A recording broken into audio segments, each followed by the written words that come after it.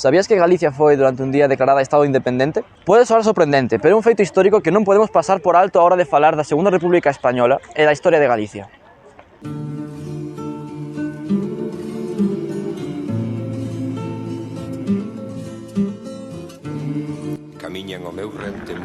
Poñámonos en contexto.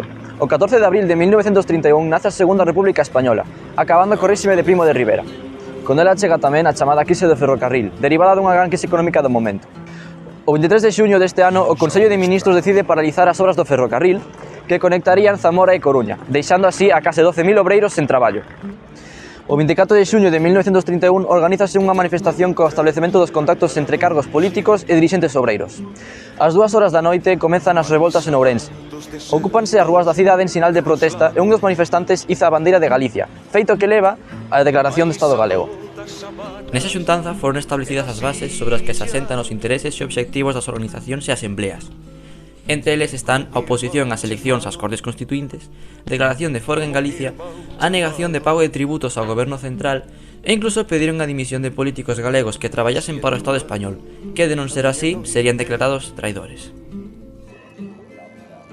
As manifestacións non só buscaban a independencia de Galicia, senón tamén un movimento de represtixio da lingua galega, da identidade e mesmo da unión a Portugal, sendo declarado país luso como a Irmán Nos por Alonso Ríos. O movimento do presidente levou a dimisión de máis cargos institucionais. O movimento independentista esperaba que se unisen máis comarcas veciñas ao acto, aínda que a maioría da poboación xa tiña un sentimento nacionalista. As causas foron apoiadas por figuras da burguesía galega como Pedro Campos Couceiro, quen fomentou o independentismo no ámbito da inmigración. Os territorios cercanos sentiron unha empatía que levaría a unha vontade de inclusión.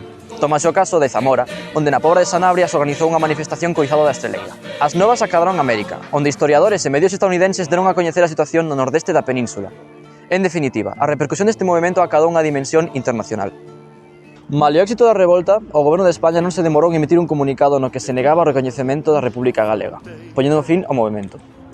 A cambio, cumpríronse promesas que se lle fixeran a Galicia, como a cuestión das obras do ferrocarril. Porén, restrinxiuse todo acto de oposición ou rebelión posterior, como no caso da semana de 23 de xuño. Aínda así, en Galicia sobrevive o sentimento nacionalista. A declaración da Primeira República Galega é un feito que non se debe de esquecer, pois demostra a capacidade de unión fraternal que consolidou a nosa identidade. Como un irmão che falo, aunque as nosas palabras sexan distintas, en ti negro e eu branco.